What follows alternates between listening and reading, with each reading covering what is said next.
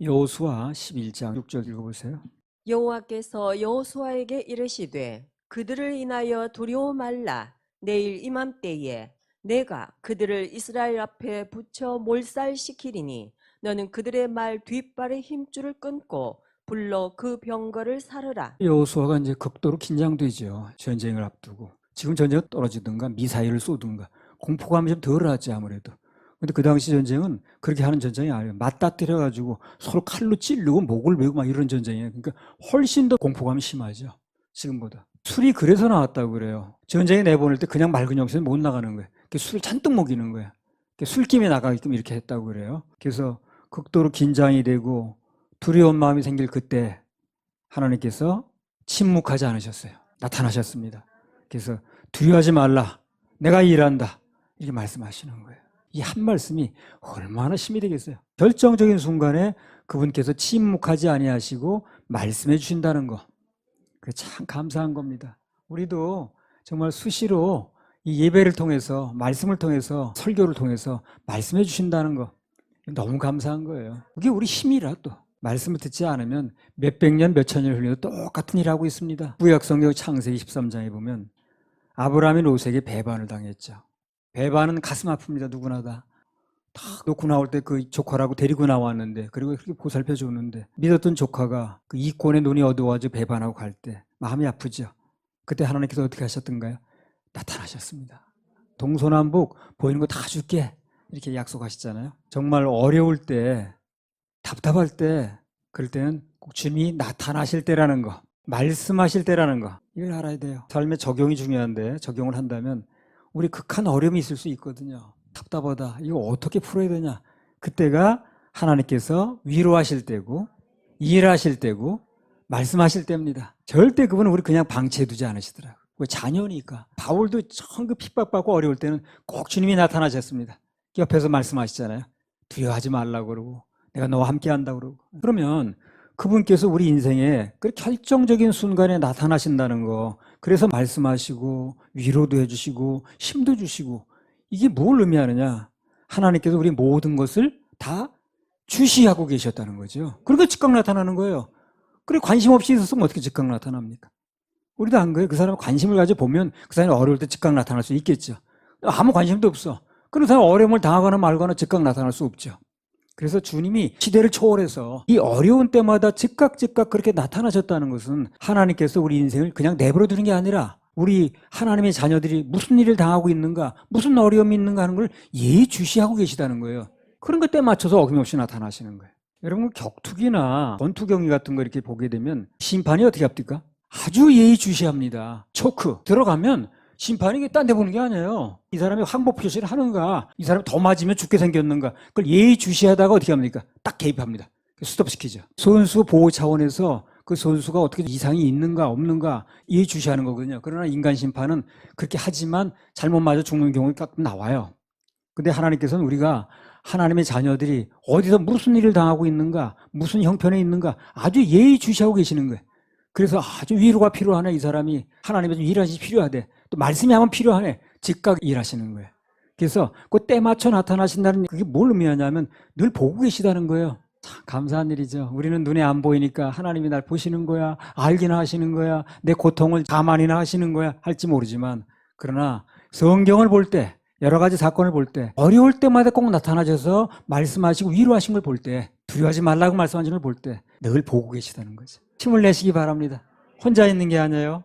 혼자 있을 수가 없어요. 그분이 천군 천사로 늘 같이 동행해 주십니다. 창세기에 나오잖아요. 야고보한테 네가 어디 가든지 함께 하겠다 그러잖아요. 어디 가서 뭘 하든 태산을 넘어 험곡에 가도 그분이 함께 하시는 거니까 그렇게 외로워할 필요도 없고 두려워할 필요도 없고 답답해할 필요도 없어요. 인간 심판은 잘못해가지고 예의주시한다고 해도 사람이 죽어요. 실수한다고 말이죠. 그러나 우리의 심판장 되시는 예수님께서는 단 한 번도 실수 없습니다. 그분이 실수해서 당신의 자녀들이 잘못됐다는 그런 얘기는 있을 수 없다는 거예요. 당신의 자녀들이 위험에 처하면 아주 자동 개입합니다. 자동 개입. 환경이 어찌하든 형편이 어찌하든 걱정할 필요가 없습니다. 아무 걱정 없습니다. 고린도전서 10장 13절. 사람이 감당할 시험 밖에는 너희에게 당한 것이 없나니 오직 하나님은 미쁘사 너희가 감당치 못할 시험 당함을 허락지 아니하시고 시험 당할 즈음에 또한 피할 길을 내사 너희로 능히 감당하게 하시느니라. 이 말씀이 가끔 묵상하라고 그랬죠. 사람이 감당할 시험 밖에는 너희에게 당한 것이 없다. 오직 하나님은 미쁘사 믿을만하다. 너희가 감당치 못할 시험 당함을 허락지 아니하시고. 그냥 시험이라고 오게 되면 어쨌든 간에 다 우리 감당할 수 있는 겁니다. 그렇게 생각하는 것과 아닌 것 천지 차이입니다. 어떤 일이 벌어져도 그게 어떤 종류의 무슨 일이든 내가 감당할 수 있다는 걸 아셔야 돼요. 감당할 수 없는 짐을 우리는 지우지 않는다는 거예요. 내 자녀에게 감당할 수 없는 짐을 올려놔요? 그렇지 않죠. 오직 하나님 미쁘사 너희가 감당치 못할 시험 당함을 허락지 아니하시고 결제 안 하시고 시험을 당할 즈음에 또한 피할 길을 내사 피할 길을 주시는 거야. 너희로 능히 감당하게 하시느니라. 그 다윗이 1년 6개월간 아기스인가 이제 거기가 있었잖아요. 가면 안 되는 것도 같지요. 나중에 블레셋하고 사울의 이스라엘 군대하고 전쟁이 붙잖아요. 그러니까 아기스가 그걸 요구하는 거예요. 너 앞장서 가지고 사울하고 싸워달라는 거예요. 참 이참 곤란하지. 좀 있으면 왕 될 사람이 자기 국민하고 싸우게 생긴 거예요 지금. 여기 블레셋 군대도 좀 속해 있고. 나가서 안 싸운다고 그러자니 너 아주 정체가 드러나서 할 거고, 나가 싸우자니 그 싸움의 대상이 이스라엘 군대야. 자기 좀 이따 거기서 왕 돼야 되는데 자기 백성하고 싸워야 되는 거야. 내가 우리 교인하고 싸우는 똑같은 거예요. 얼마나 입장이 곤란합니까? 그거. 입장이 곤란하면 어떻게 한다고 그랬어요? 하나님 개입하신다고 그랬죠. 하나님이 어떻게 개입을 하셨냐면 그 블레셋이 왕이 하나 있긴 있지만 왕이 혼자 다스리는 나라가 아니에요. 방백이 6명인가 있는데 6명인지 7명이 확실치 않습니다. 그래서 쭉 그 방백이 의견을 통일해가지고 하는 그런 독특한 형태의 여기가요. 그 방백들이 나선 거야. 이 사람 왜 데려갑니까? 이 사람이 그 옛날에 골리앗 죽인 사람이고 전쟁에 나갔다가 우리 편으로 칼 들이대면 어떻게 하려고 그럽니까? 안 됩니다. 이렇게 말을 해주네. 그 다윗은 표정만 관리하고 있으면 되는 거야. 하나님 그렇게 일을 하시는 거예요. 입장 곤란한 걸 보셔가지고. 나도 뭐 경찰을 생활할 때 입장 곤란할 때 많이 썼거든요. 업무상. 근데 그때마다 하나님께서 신문이 며칠간 안 나오게 하신다든가 하여튼 자꾸자꾸 어떤 식으로 해서든지 그렇게 입장 곤란한 걸 면하게 하시더라고. 하여튼 우리 인생에 어떤 일이 나든 간에 감당할 시험 받기는 당하지 않고 그렇게 일이 벌어지면 피할 길을 주신다는 거. 그러니까 늘 그분의 말씀에 귀를 기울이고 그분이 나를 어떻게 인도하시는가 예 주셔야 되겠죠. 그래 내가 알아듣는 거 아니야 그걸. 마태복음 10장 29절에 31절. 참새 2마리가 한 아사리온에 팔리는 것이 아니냐. 그러나 너희 아버지께서 허락지 아니하시면 그 하나라도 땅에 떨어지지 아니하리라. 너희에게는 머리털까지 다 세신 바 되었나니 두려워하지 말라. 너희는 많은 참새보다 귀하니라. 그러니까요. 다 이렇게 말씀하신다는 참 놀랍습니다. 세상에 어떤 존재도 너 머리카락 숱까지 다 세고 있어 이런 존재는 없어요. 그런데 세고 계시다고 그러잖아요. 이런 분이 어딨냐고. 난 이 말씀만 보면 정말 안심이 돼. 나도 모르는 건데 그게. 이거는 너무너무 자세히 알고 계시다는 거거든. 네가 처한 상황이라든가 무슨 형편이라든가 내가 뭐 필요하고 무슨 가슴이 아프고 뭐가 답답하고 뭘 풀어야 되는데 안 되고 다 알고 계시다는 거거든. 그래서 이 머리카락까지 세신 바 되었다는 거. 그래서 거기서 나온 말이 그겁니다. 나보다 나를 더 사랑하신다. 나는 모르는데 그분은 나도 모르는 걸 알고 계시는 거예요. 아무리 나에 관심이 많아도 자기를 위주로 사는 사람이 할지라도 자기 머리카락 숱까지 알고 살지는 않거든. 아무리 자기 이기적이라는 사람이랄지. 근데 그분은 그걸 알고 계시다니까. 나보다 나를 더 사랑이지. 여호수아 11장 7절. 이에 여호수아가 모든 군사와 함께 메론 물가로 가서 졸지에 습격할 때에 졸지에 습격했단 말이 나왔습니다. 그때부터 이스라엘 군대의 기본 전술은 기습작전입니다. 그래서 이스라엘 군대는 그때나 이때나 기본 전술이 기습작전이에요. 우리 주님은 아주 갑자기 기습작전의 명수이십니다. 그래서 주님께 맡겨드리면 아무도 모르게 아주 기습적으로 해버리시는 거예요. 소문도 없이 그냥. 누구 대비도 못해. 그래서 주님이 일하시는 걸 막지도 못해. 기습적으로 해버리셔. 호련히. 기습이라는 게 다른 말로 예측불허라는 얘기 아니겠어요? 그죠? 주님께서는 그야말로 예측불허로 일하십니다.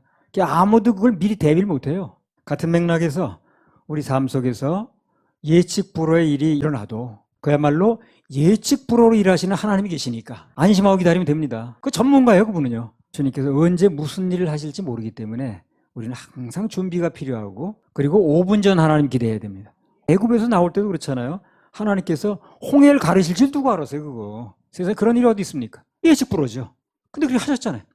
요단강을 가를 때도 마찬가지고. 갈라서 길을 낼 줄 누가 알았냐니까. 앞에는 홍해바다요, 뒤에는 애국 군대요, 양쪽에 절벽이 있을 때. 홍해바다를 가를 줄 누가 알았냐. 모르니까 소리 지르는 거 아니야, 그 사람. 근데 예측불허 일을 하시는 거예요, 그분이. 홍해 바다 가르실 줄은 아무도 모르고 예상도 못했기 때문에 그래서 바로가 쫓아온 거 아니야? 그래 갈라질 줄 알아서 누가 쫓아오겠어요?